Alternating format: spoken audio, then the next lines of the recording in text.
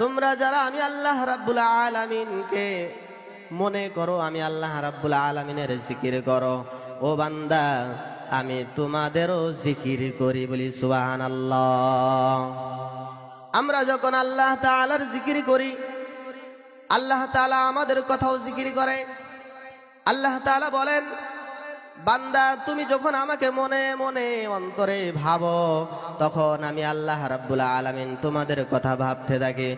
ও বান্দা, তুমি যখন আমার দিকে অর্ধ হাত এগিয়ে আসো, আমি আল্লাহ রাব্বুল আলামিন তোমাদের দিকে এক হাত অগ্রসর হয়ে যাই। ও বান্দা, তুমি যদি আমার দিকে এক হাত অগ্রসর হয়ে যাও, আমি আল্লাহ রাব্বুল আলামিন তোমাদের দিকে দুই হাত অগ্রসর হয়ে যায়।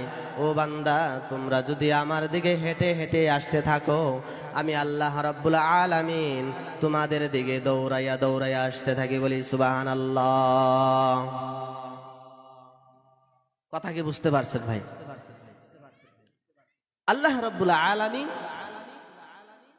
আমরা আল্লাহ রাব্বুল আলামিনের জিকির যত করব, আল্লাহ তাআলা আমাদের দিকে ততই আসতে থাকবে। তার মানে কি? আল্লাহ তাআলা কি আমাদের দিকে আসেন?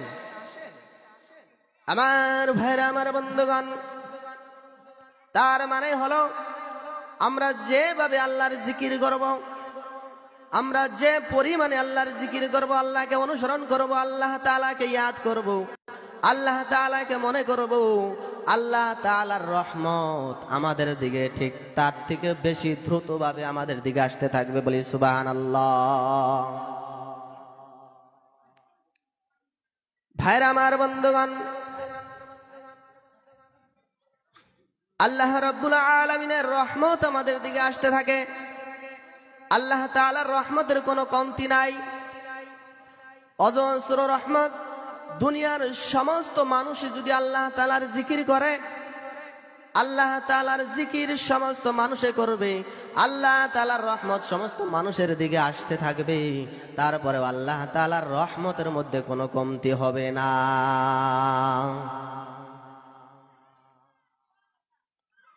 আমার ভাইরা, আমার বন্ধুগণ, আল্লাহ তাআলা আমাদের জন্য রহমত দিতে চায়, কিন্তু আমরা রহমত নিতে চাই না, আমরা রহমত নিতে জানি না। ভাইরা আমার, বন্ধুগণ, আল্লাহর রাসূল সাল্লাল্লাহু আলাইহি ওয়াসাল্লাম বলেন, মান সাল্লা আলাইয়া ওয়াহিদাতান সাল্লাল্লাহু আলাইহি আশরান।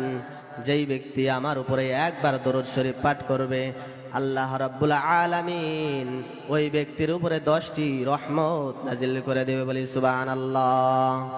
আরেক হাদিসে আসছে, যেই ব্যক্তি আমার উপরে একবার দরুদ শরীফ পাঠ করবে, আল্লাহ তাআলা ওই ব্যক্তির উপরে 10টি রহমত নাজিল করবে এবং কি 10টি গুনাহ তার মাফ করে দিবে, আর 10টি দরওয়াজা তার জন্য বলন্দ করে দেবে, বলি সুবহানাল্লাহ। তো ভাই মহতরম, দোস্ত আর বুজুর্গ, তা আল্লাহ তাআলা আমাদের জন্য রহমত রেডি করে রাখছে। আমরা সেই রহমতগুলো নিতে জানি না। একবার দরুদ শরীফ পড়লে আল্লাহ তাআলা আমাদের উপরে কত রহমত